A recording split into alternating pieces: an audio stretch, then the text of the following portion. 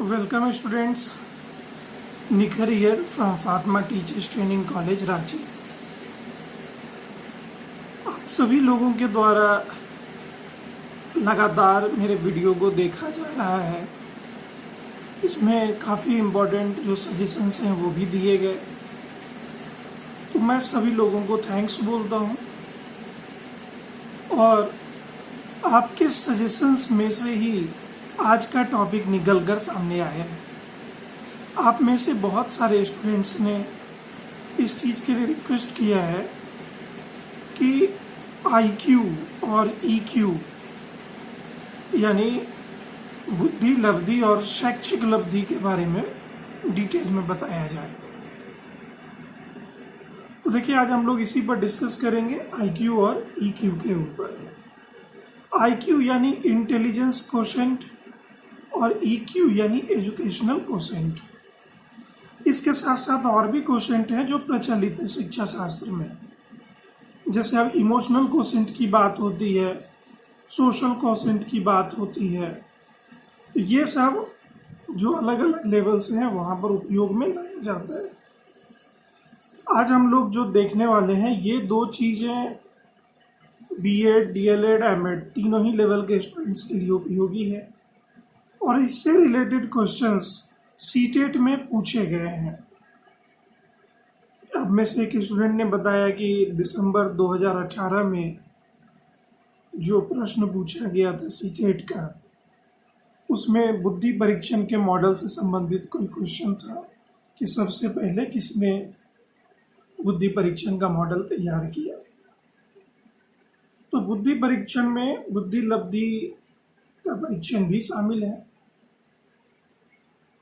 देखिए, मनोविज्ञान में प्रयोगशाला स्थापित करने का श्रेय विल्हेम वुंट को जाता है, जो कि लिप्जिग यूनिवर्सिटी जर्मनी के बहुत बड़े विद्वान थे। वुंट महोदय ने इस दिशा में काफी मेहनत किया, काफी प्रयास किया, और ये विलियम जेम्स जो कि प्रकार्यवाद के जनक माने जाते हैं, उनके साथ उनके कंटेम्परेरी थे, उनके समकालीन थे।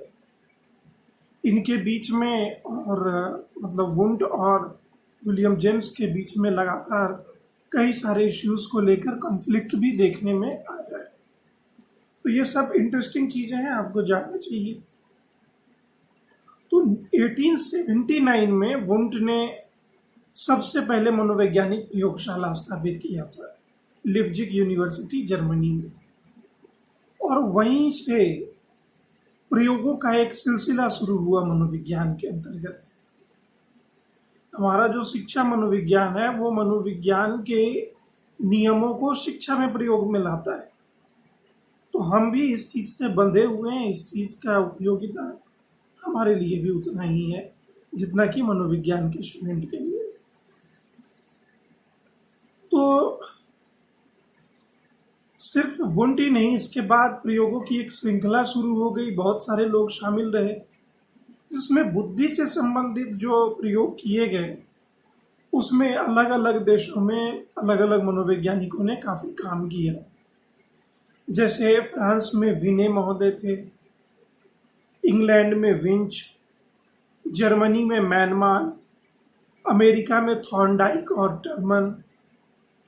तो ये सारे विद्वानों ने बुद्धि के मनोवैज्ञानिक परीक्षण से संबंधित बहुत सारे प्रयोग वगैरह किए, लेकिन सर्वाधिक सफलता जो मिली वो बिने और साइमन को मिली। बिने ने असल में साइमन नाम के मनोवैज्ञानिक के साथ मिलकर बिने साइमन मॉडल तैयार किया था। हालांकि उसमें कुछ कमियां थी, तो बाद में टर्मन महोदय ने उसमें कुछ संशोधन करके इसे काफी ज्यादा लोकप्रिय बनाने का काम किया। तो आपसे जो प्रश्न पूछा जाता है तो उस समय काफी ध्यान आपको रखना होगा कि सबसे पहले किसने बनाया, या फिर सबसे पहले किसके मन में ये बात आई। यह प्रश्न के नेचर पर डिपेंड करता है कि वो पूछना क्या चाह रहा है। लेकिन अगर प्रश्न में बिने और साइमन के मॉडल के बारे में बात की जा रही है, या बिने और साइमन का ऑप्शन मौजूद है और प्रश्न पूछा जा रहा है कि सबसे पहले बुद्धि परीक्षण का मॉडल किसने तैयार किया? तो बिने और साइमन ने ही सबसे पहले इसका मॉडल तैयार किया, जो कि हाईली एक्सेप्टेबल हुआ था। टर्मन में बहुत बार हम लोग गलतियां कर देते हैं, तो टर्मन बाद में इसमें संशोधन करते हैं और इसको प्रचलित करते हैं।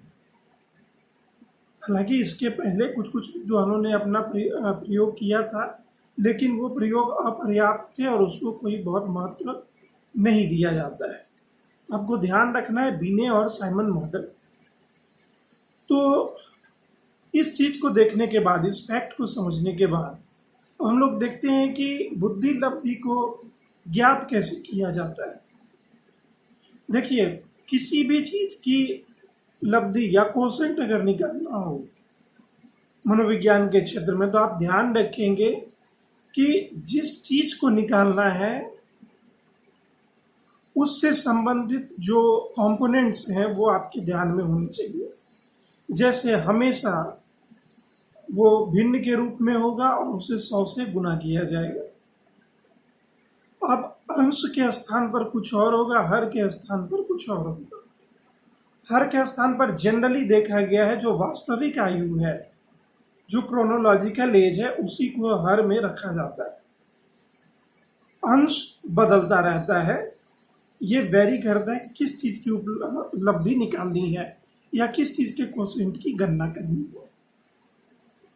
जैसे अभी हम लोग देखते हैं इंटेलिजेंस कोसेंट की बात करते हैं, तो इंटेलिजेंस डायरेक्ट हमारे मानसिक आयु से और हमारी मानसिक उपलब्धि से जुड़ा हुआ है। तो जब भी आईक्यू निकालने की बात होगी तो मानसिक आयु हमारे लिए इंपॉर्टेंट कंपोनेंट बनेगा।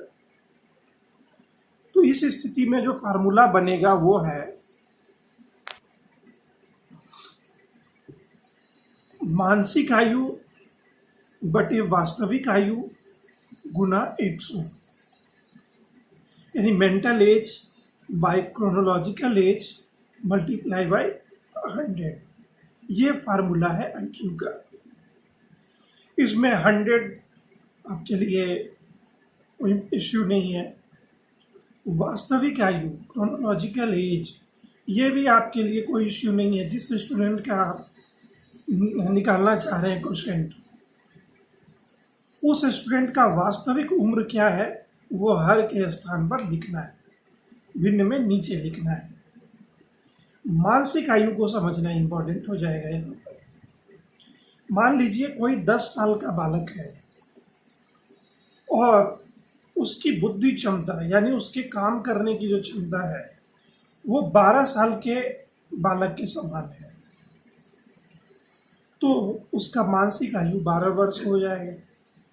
या फिर कोई बालक है जिसकी उम्र 10 साल है, लेकिन उसकी जो मानसिक क्षमता है या उसके काम करने की जो मानसिक प्रक्रिया की क्षमता है वो मात्र 8 वर्ष के बालक जैसा है, तो उसकी मानसिक आयु 8 वर्ष मानी जाएगी।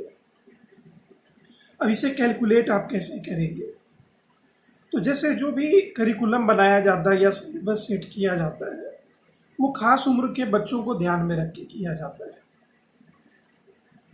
तो सभी बच्चे अगर सामान्य रूप से उस काम को कर पा रहे हैं तो ये उस उम्र वर्ग के बालकों के लिए एक सामान्य क्रिया है। अगर कोई बालक इससे ऊपर का गुण दिखा रहा है, यानी उस सामान्य आयु वर्ग के बालकों से ज्यादा मानसिक क्षमता दिखा रहा है, तो हम देखेंगे कि वो किस क्लास के या किस वर्ग के बच्चों के बराबर अपनी क्षमता दिखा रहा है। जैसे इसको ऐसे भी आप समझ सकते हैं, कोई बालक है जिसकी उम्र है 9 वर्ष, और मान लेते हैं कि 9 वर्ष का वह बालक 5वीं कक्षा का स्टूडेंट है, 5th क्लास में पढ़ रहा है, तो उसकी वास्तविक आयु यहाँ पर 9 वर्ष है। लेकिन गणित में, अंग्रेजी में, हिंदी में, इन सभी जगहों पर या अन्य क्षेत्रों में जो उसकी काम करने की क्षमता है, सोचने की क्षमता है, वो बिल्कुल क्लास 7 के स्टूडेंट्स जैसा दिख रहा हो। तो आप देखेंगे कि 5 के बाद 6, 6 के बाद 7, यानी 2 साल आगे के बालकों का गुण वो दिखा रहा है। तो उसकी मानसिक आयु यहाँ पर 9 वर्ष नहीं बल्कि 11 वर्ष मानी जाएगी। और तब जो आईक्यू निकलेगा वो 11/9 गुने 100। या मान लेते हैं कोई 6 साल का बालक है जो 4 वर्ष के बालकों वाला मानसिक आयु दिखा रहा है, तो 4/6 गुना 100 ऐसे करके आप आईक्यू को कैलकुलेट करते हैं। कुल मिलाकर आपको ध्यान में रखना, आप जैसे और भी जो क्वेश्चन वगैरह निकालना है, जैसे में से बहुत सारे स्टूडेंट्स ने बोला है कि एजुकेशनल क्वेश्चन कैसे निकालेंगे, शैक्षिक उपलब्धि। तो शैक्षिक उपलब्धि में आपको देखना है कि मानसिक आयु की जगह शैक्षिक आयु को रखेंगे आप, वास्तविक आयु वैसा का वैसा ही रहेगा और 100 से आप उसको मल्टीप्लाई करेंगे, यानी EQ एजुकेशनल क्वोशेंट शैक्षिक उपलब्धि का फार्मूला हो जाएगा शैक्षिक आयु यानी educational age by chronological age multiply by 100।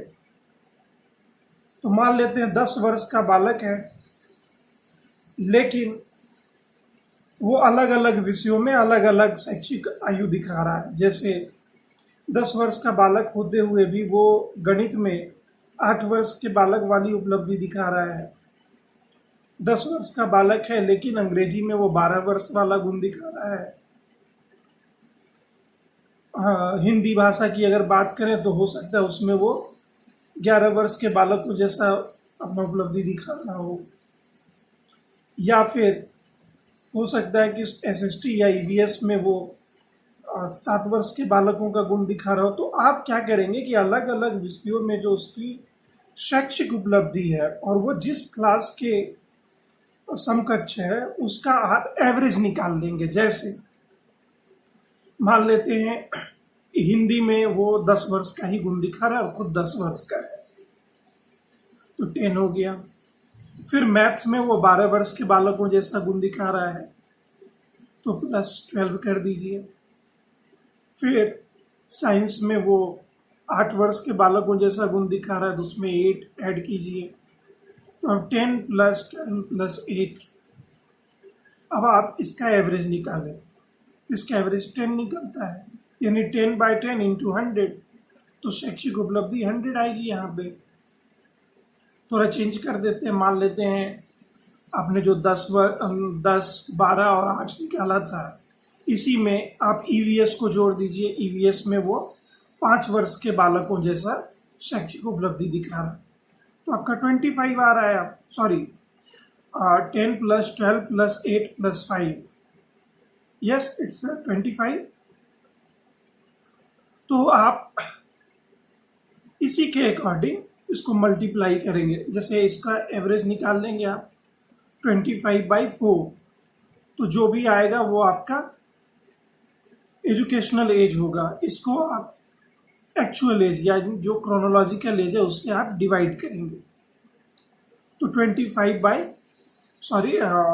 ये 6.4 समथिंग आना चाहिए, तो 6.4/10 × 100, और आप इसको कैलकुलेट करके उनकी शैक्षिक उपलब्धि निकाल देंगे। तो इसी तरीके से जैसे इमोशनल क्वोशेंट निकालना होता है, तो इमोशनल स्टेबिलिटी देखा जाता है कि कितने वर्ष का वो बालक दिखा रहा है, और बटे में आप उसके क्रोनोलॉजिकल एज को रखते हैं और 100 से मल्टीप्लाई करते हैं। जैसे 10 वर्ष का बालक है और 16 वर्ष के बालकों जैसा वो इमोशनल मैच्योरिटी दिखा रहा है, तो 16/10 × 100।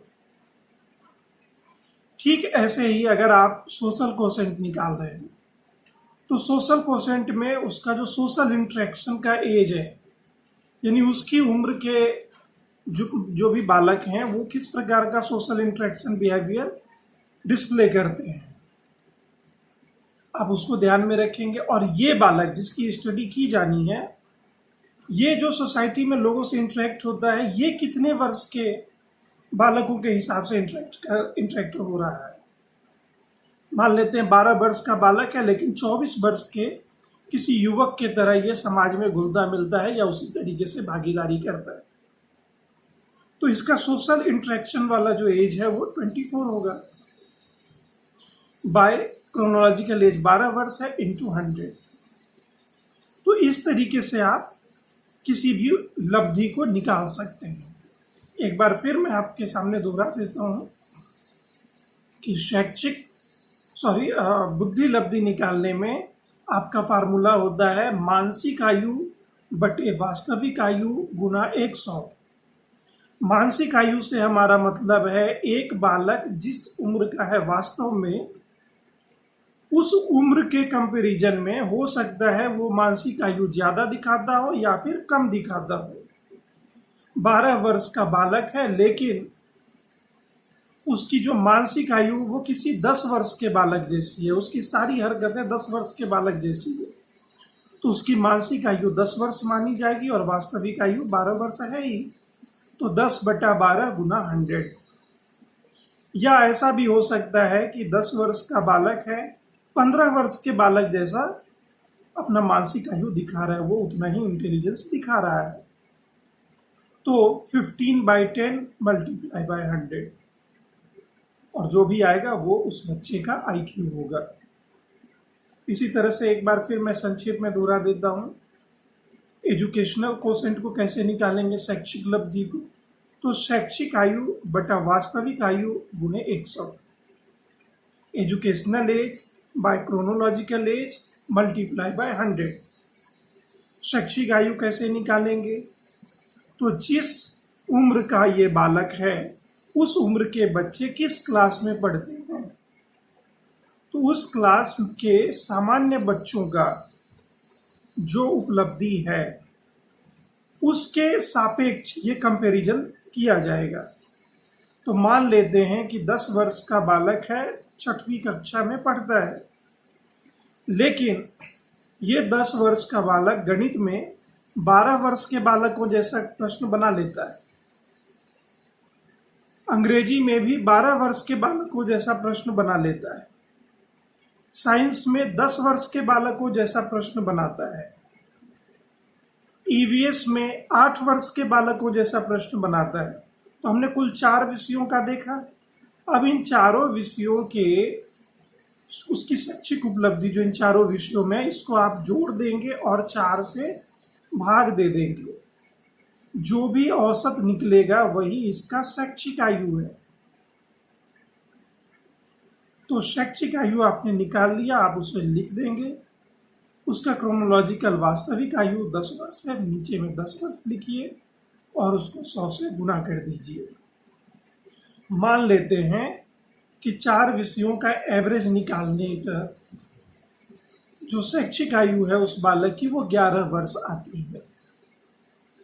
तो शैक्षिक आयु 11 वर्ष बटे वास्तविक आयु 10 वर्ष, 11/10 गुना 100, जो भी निकलेगा यही उनका शैक्षिक उपलब्धि होगा, एजुकेशनल कोसेंट होगा। तो उम्मीद करते हैं कि आपने इसे समझ लिया होगा।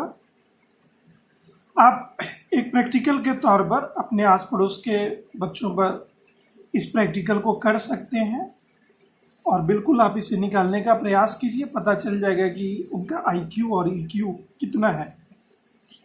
लेकिन एक चीज़ ध्यान रखिएगा, ध्यान ये रखना है कि जैसे कोई 4 वर्ष का बालक है और दूसरा बालक 5 वर्ष का, दोनों के IQ का कंपैरिजन करना है हमको, तो दोनों के बीच में 1 वर्ष का अंतर है।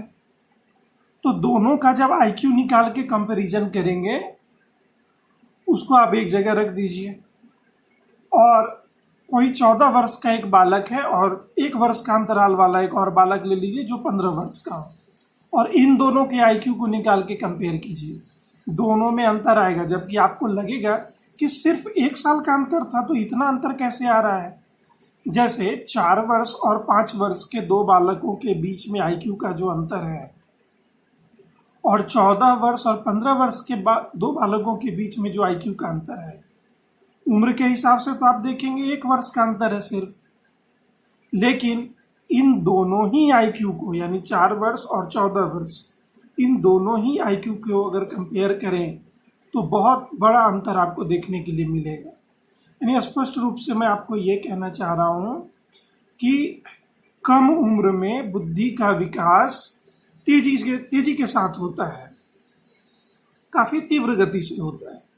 तो जनरली आईक्यू जो निकाला जाता है वो स्कूल लेवल के बच्चों का ही निकाला जाता है, वहीं पर ये अपना सही रिपोर्ट दे पाता है। अगर आप इसे अपर क्लास या फिर यूनिवर्सिटी लेवल के स्टूडेंट पर अप्लाई करने की कोशिश करेंगे तो इसकी रिलायबिलिटी और वैलिडिटी दोनों ही परेशानी में पड़ जाएगी, क्योंकि तब तक बुद्धि का सर्वांगीण विकास हो रहा होता है, हर तरफ से बुद्धि विकसित हो रही होती है, तो हो सकता है कि वहाँ पर ये कैलकुलेशन आपके काम ना आए। यही वजह है कि ये टीचरों को स्पेशली बताया जाता है आईक्यू और ईक्यू निकालने के लिए। ये स्कूल लेवल पर आपके लिए काफ़ी उपयोगी है, इस चीज़ को ज़रूर ध्यान में रखेंगे। तो आप लोग इसको अप्लाई कीजिए, एक बार निकालने का प्रयास कीजिए कैसे ये निकाला जाता है, और इससे संबंधित अगर कोई समस्या हो तो पुनः आप हमसे संपर्क करेंगे। हमें अच्छा लगता है जब आप हमें कोई सजेशन देते हैं या एक डिमांड रखते हैं कि इससे संबंधित क्लासेस लिए जाए। तो मिलते हैं अपने अगले वीडियो में किसी अगले टॉपिक के साथ। Thanks for watching, have a nice day.